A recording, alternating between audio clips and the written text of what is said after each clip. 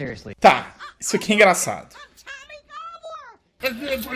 Mas isso aqui, não. E aí? Meus amores e minhas amoras, meu nome é Tavos Mata Machado e hoje no Mimimídias a gente precisa falar sobre Brooklyn Nine-Nine. A 5ª temporada da série chegou recentemente na Netflix Brasil, a 6ª temporada terminou de passar em maio na TV americana e a 7ª temporada já tá sendo gravada. E tem algumas coisas sobre a série que estão atravessadas na minha garganta, tem mais de ano. Só pra quem não conhece, uma introdução bem breve, Brooklyn Nine-Nine é uma comédia, uma sitcom do gênero Workplace Comedy, comédia do lugar de trabalho, tipo The Office, Parks and Recreation. Tem até um vídeo mais antigo do canal que fala um pouco sobre isso. Aproveita e já enfilera ele aí pra assistir assim que você terminar de assistir esse vídeo daqui.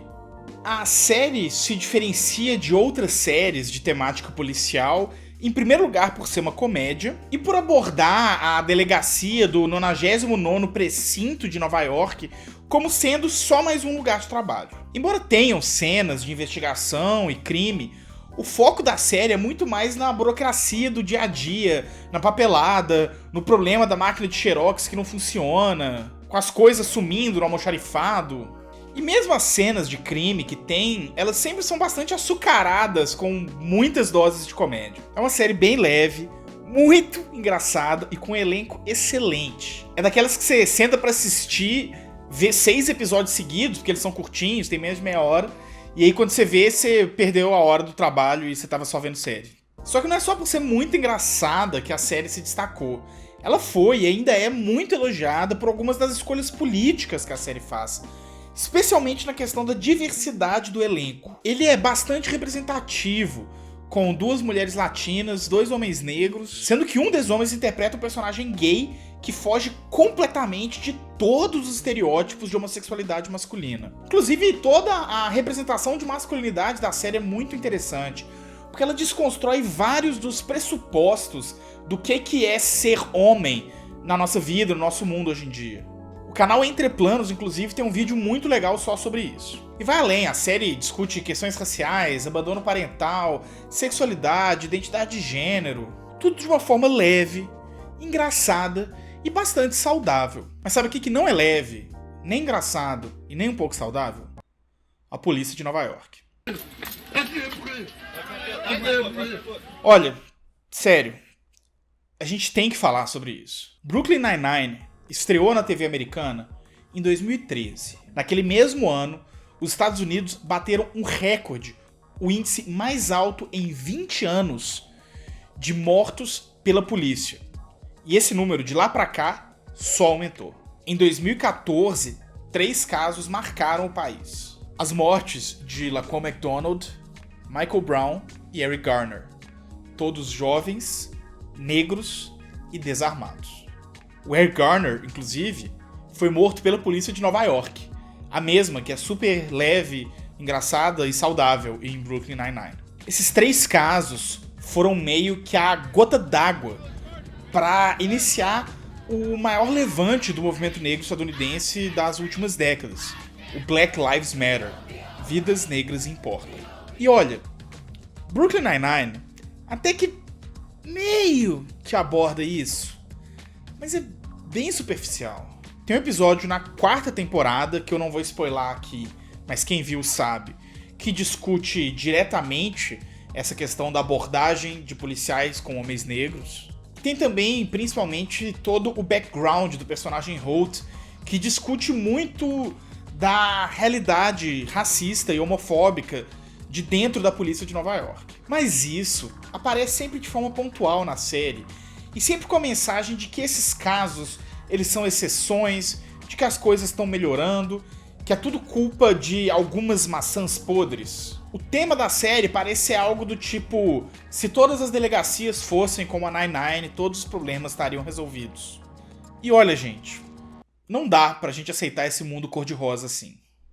O que a gente tem que entender é que os problemas da polícia estadunidense, brutalidade, racismo, corrupção, impunidade, não são exceções. Eles são a regra. A polícia é pensada, treinada e usada para agir assim. Para quem quiser ir mais a fundo nisso, eu recomendo um episódio da série Patriot Act do Hassan Minhaj. O 6º episódio do volume 4 da série chama A Falência do Sistema Policial. Lá ele entra mais a fundo e explica melhor tudo que eu vou falar aqui agora. E tem também o excelente site Mapping Police Violence, um site que mapeia todos os casos de violência policial desde 2017, que reúne várias estatísticas que, além de tudo, ainda evidenciam o caráter eminentemente racista da ação da polícia nos Estados Unidos. Essas referências, como em todos os nossos vídeos, estão no comentário fixado aqui embaixo. Mas vamos lá, em primeiro, gente. A polícia, ela não é despreparada, igual a gente gosta de falar. Ela é muito bem preparada para fazer exatamente o que ela faz. Uma das coisas que os policiais dos Estados Unidos aprendem desde o princípio do treinamento deles é que eles têm que estar sempre alertas, sempre com a guarda alta. Eles têm que agir antes de uma ameaça se manifestar. Mas peraí, como que eu sei que uma ameaça é uma ameaça se ela não se manifestou enquanto uma ameaça até então? Bom, você não tem como saber. E aí, a partir disso, a ameaça pode vir de qualquer lugar. E aí, a partir disso, os policiais estão num constante estado de paranoia. Eles estão sempre alertas, prontos para atirar primeiro e perguntar depois. E aí, é claro, uma cultura extremamente racista entra em jogo em cima dessa paranoia, e aí um grupo, especificamente, parece sofrer muito mais desse sistema do que todos os outros. Jovens negros como Eric Garner. Tem nos Estados Unidos uns treinamentos motivacionais e táticos específicos para despertar esses sentimentos violentos nos policiais. O que eles chamam de Warrior Training, ou treinamento de guerreiro. Olha só, presta atenção na palavra. Guerreiro. Agentes que supostamente estão sendo treinados para agir em prol da segurança pública estão trabalhando com a mentalidade de que eles estão em guerra. Eles são ensinados que eles são caçadores por natureza e que quaisquer mortes que acontecem são consequências da guerra. E a coisa piora. É praticamente impossível responsabilizar esses policiais nos Estados Unidos por causa de uma coisa na lei americana chamada imunidade qualificada, que basicamente diz que você só pode processar um policial por um determinado crime se aquele determinado crime já tenha causado a punição de um outro policial anteriormente. Ou seja, se um policial te espancar na porta da sua casa, você não pode processar ele, a não ser que outra pessoa já tenha conseguido processar um policial por ter espancado ela na porta da casa dela e ganhado. Mas como que ela ia processar um policial por espancar ela na porta da casa dela se ninguém nunca tinha processado um policial por espancar a pessoa na porta da casa dela antes?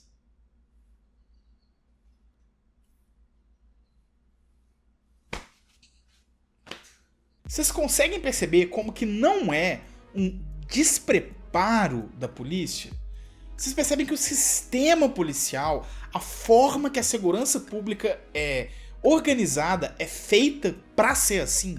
E olha, se você tá prestando atenção no que eu falei até aqui, você provavelmente já percebeu algumas semelhanças entre a polícia estadunidense e a nossa própria polícia. A real é que se o cenário na polícia estadunidense parece ruim, com a nossa é muito pior. É inadmissível uma coisa dessa, aqui tem cash, moço. Olha só. Que isso? Nos Estados Unidos, a polícia matou 1.164 pessoas em 2018. No Brasil, esse número foi de 6.220. Isso corresponde a 11% de todas as mortes violentas no país no ano passado. E vejam bem, isso é contando o que foi contabilizado de mortes por policiais. Infelizmente, devido à precariedade do sistema de ouvidoria das polícias, grande parte dessas mortes nunca são nem computadas. Inclusive, tem rolado um movimento muito preocupante, muito assustador nos últimos 2 anos. O índice de homicídios em estados como Rio de Janeiro e Roraima tem caído. Mas ele tem caído praticamente na mesma proporção com que crescem as mortes por policiais, que não são computadas como sendo homicídios. Ou seja, no fim das contas, a única coisa que é estatizada no Brasil de 2019 é o homicídio, que sai das mãos dos bandidos e vai para a mão da polícia. E claro, quem que são as principais vítimas desses assassinatos?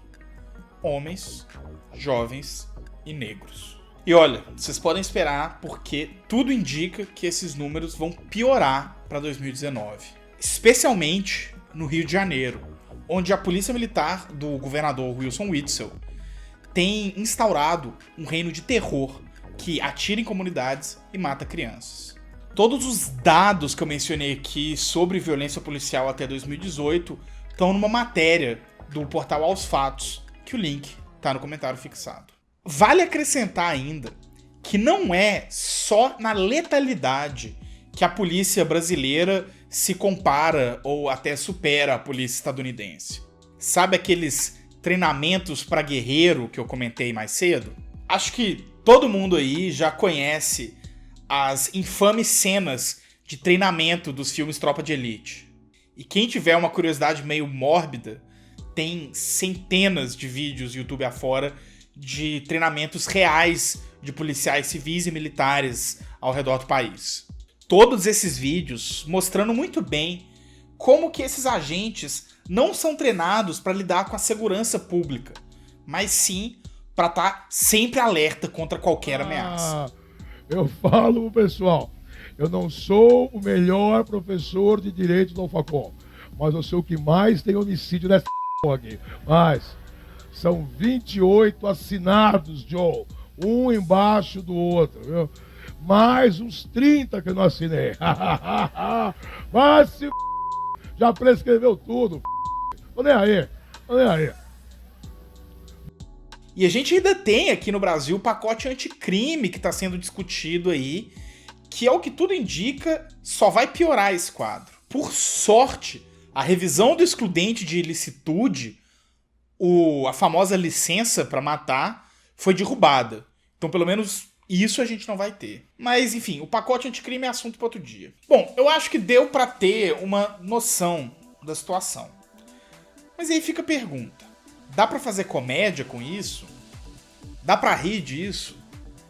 Mais importante, qual que é o propósito de se fazer comédia com isso? Brooklyn Nine-Nine tem sofrido já há alguns anos na internet, principalmente estadunidense, a acusação de ser uma série de propaganda, um neologismo que junta as expressões cop, que é uma gíria muito comum para policial, normalmente traduzida nas dublagens de Sessão da Tarde para tira, e propaganda, que não significa exatamente propaganda, mas algo um pouco mais específico, tipo propaganda de caráter social, político e ideológico. Então, propaganda seriam essas iniciativas publicitárias feitas para tentar melhorar o filme da polícia, sabe? Sabe quando a PM vai em escola infantil ensinar lei de trânsito, ou quando a banda da polícia toca em algum evento público, esse tipo de coisa. Pois bem, será então que Brooklyn Nine-Nine é propaganda? É verdade que a série até que faz sim um esforço até bem grande para demonstrar alguns problemas de dentro da polícia, de forma que a propaganda clássica nunca faria. Só que ao mesmo tempo, ela pinta uma imagem cor-de-rosa da polícia de Nova York que é simplesmente irreal. Será que os acenos que a série faz para problematizar essas questões são bastante? Olha, honestamente, eu não sou o alvo principal da polícia. Eu não tomo geral quando eu tô andando sozinho na rua, eu não sou parado em blitz, eu nunca corri o risco de tomar um tiro nas costas. Eu acho que eu não tô na posição para julgar se isso é algo com o qual a gente pode fazer comédia ou não. Mas eu confesso que eu vejo Brooklyn Nine-Nine, mas sempre fica um gosto um pouco estranho. E aí? Qual que é a solução? Parar de ver Brooklyn Nine-Nine? Cancelar a série? Bom, se você ouviu o episódio 8 do nosso podcast Mimimídias em Prosa, você sabe que eu definitivamente não acho que é assim que as coisas funcionam. Se você não ouviu, corre e ouve, que tá muito legal. Eu acho que que os produtos de mídia refletem, refratam, tematizam e problematizam as questões do mundo que a gente vive. Qualquer série policial, de Law & Order a Lucifer, de Mindhunter a Brooklyn Nine-Nine, vai trabalhar de diferentes formas e em diferentes níveis para construção ideológica dessa coisa que a gente chama de segurança pública. Mas não só. Cada uma dessas séries também vai discutir de diferentes formas outros 10 milhões de assuntos. E vai trazer à tona diferentes estratégias narrativas, fílmicas e dramatúrgicas para tematizar essas questões. E eu não acho que cancelar essas séries, decidir não assistir mais porque elas são problemáticas, resolve questão nenhuma. Talvez, se não fosse Brooklyn Nine-Nine, eu nunca teria feito um vídeo sobre violência policial e a gente não estaria aqui discutindo esse assunto. E talvez ainda, olhando para o outro lado, se não fosse Brooklyn Nine-Nine, talvez diversos homens não tivessem parado para refletir sobre suas atitudes e presunções e tentado construir uma masculinidade mais saudável. Afinal, essa é uma das discussões que a série traz à tona. Então assim, gente, eu sempre acho que o diálogo é melhor que o silêncio. Conversar sobre produtos de mídia problemáticos é muito mais importante do que fingir que eles não existem. Porque, sério, se a gente não falar sobre esses produtos de mídia, vai ter quem fale. E talvez não seja uma boa ideia deixar eles falarem sozinhos. Pessoal, antes de ir, deixa eu esclarecer uma coisa que é muito importante. Mesmo sabendo que, a essa altura, muita gente já vai ter parado de assistir o vídeo. O que eu tentei discutir com vocês hoje não é sobre policiais, não é sobre um policial, não é sobre todos os policiais. A gente está falando sobre o modelo de segurança pública vigente nos Estados Unidos e no Brasil. Um modelo, importante lembrar, que também vitima policiais, principalmente os de baixa patente, principalmente os de origem pobre. Saiu um dado recentemente, por exemplo, que mostra que em 2018 no Brasil morreram mais policiais vítimas de suicídio do que mortos em serviço. Consequência do dano que essa política de segurança pública causa à saúde mental dos próprios policiais. Existem vários debates, várias discussões interessantes de como reformar, de como melhorar esse sistema de segurança pública. Várias dessas discussões vindas, inclusive, de dentro da própria polícia, como, por exemplo, o pessoal dos policiais antifascismo. Eu acho que é por aí que a discussão tem que ir. E não com odiar qualquer policial que você conhecer na sua vida, e nem tampouco com relevar os dados alarmantes sobre violência policial no Brasil, porque você tem um parente policial ou um amigo na polícia. Eu quero muito ver os comentários de vocês aqui embaixo, conversar sobre esse assunto. Mas, por favor, gente, sério, vamos ir para além dos chavões de todo policial é um canalha ou de chama o Batman então. Eu conto com vocês para isso. E se você chegou até aqui e gostou do vídeo, considera dar uma passadinha lá em catarse.me/mimimídias, conhecer a nossa campanha de financiamento coletivo, que é ela que permite que a gente continue vindo aqui toda semana, trazer vídeos, trazer discussões interessantes para vocês. A partir de R$5, você já ajuda muito a gente, passa a construir nossa comunidade. Um beijo no coração e até mais.